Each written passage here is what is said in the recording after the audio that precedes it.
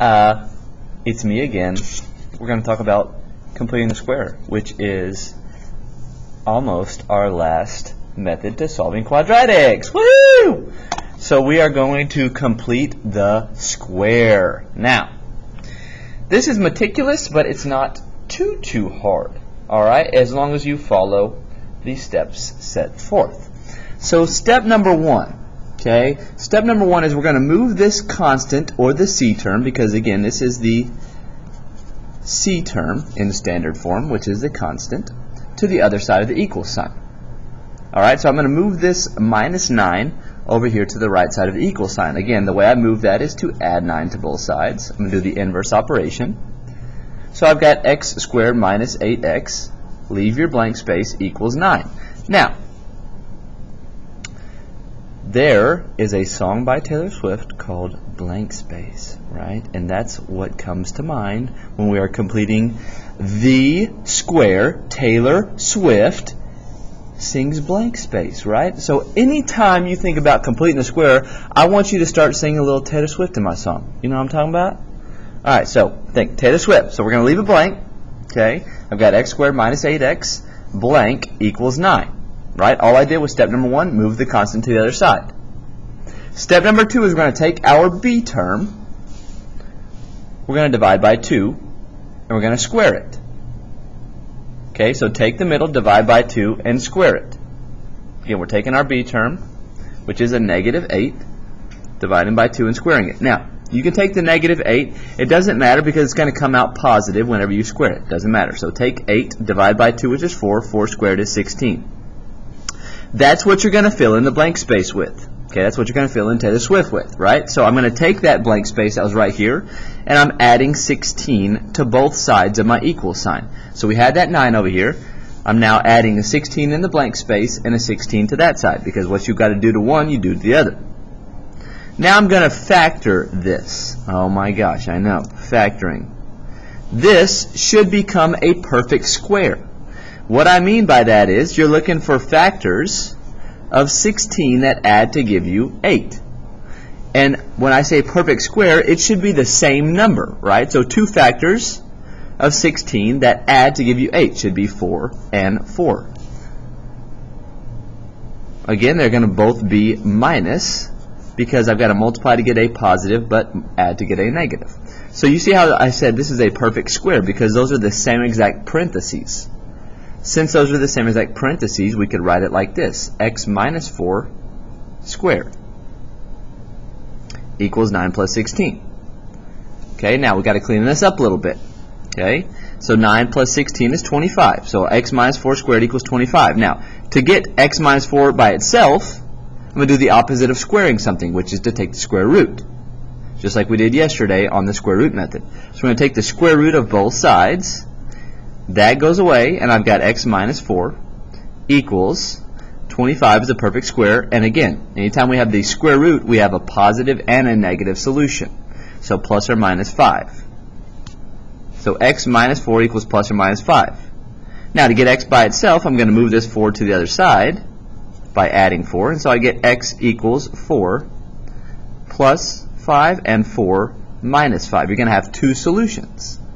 So 4 plus 5 is 9. 4 minus 5 is negative 1. Those are my two solutions. Again, what did we just find? We just found our x-intercepts for the quadratic x squared minus 8x minus 9. Alright, so now let's do an example.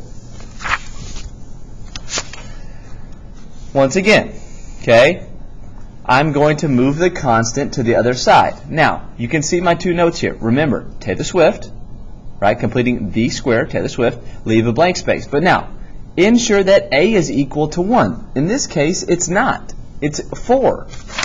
On our last example, it was. If it is not equal to 1, you need to divide the quadratic by the coefficient. So I need to get a to equal 1. So right now a is equal to 4, so I'm going to divide the entire quadratic by 4. So divide by 4 here, divide by 4 here, divide by 4 here.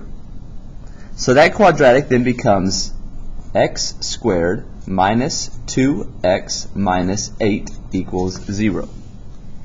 Now we have a is equal to 1. So now I can move my constant to the other side. Again, the way I do that is inverse operation. So the inverse operation of a minus 8 is to add 8 to both sides. So we know that we are adding 8 to both sides. We're going to leave a Taylor Swift blank space. So I've got x squared minus 2x plus is equal to 8. And you could even say plus here, because what we're going to do is we're going to take our middle term, our b term, which is a 2 or negative 2, and we're going to plug it in here. So we're going to take our middle term, 2, divide it by 2, and square it. So 2 divided by 2 is 1, 1 squared is 1. So we know that that is what we are adding to both sides to complete the square. So my new quadratic is x squared minus 2x plus, and again we left our blank space here, is equal to 8 plus our blank space. But we're going to fill in this blank space with that puppy, right? So 2x plus 1 and then 8 plus 1. Again, we got to do it to both sides.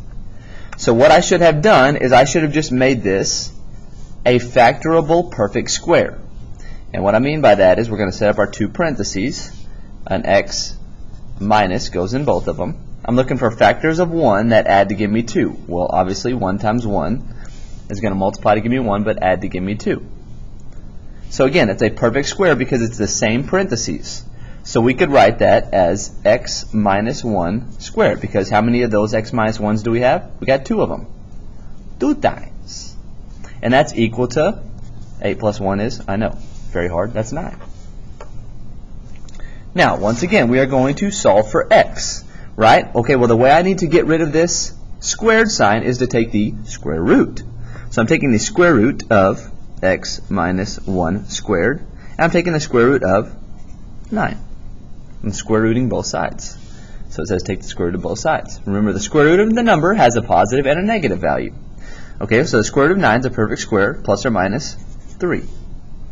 The square root of x minus 1 squared, these cancel each other out, which is what we're trying to do, and we got x minus 1. So now, once again, we're solving for x. I need to get x by itself, so I need to get rid of this minus 1. The way I do that is I add 1 to both sides. So my answer is x equals, 1 plus or minus 3. So you're getting two solutions. You're getting x equals 1 plus 3, and you're getting x equals 1 minus 3.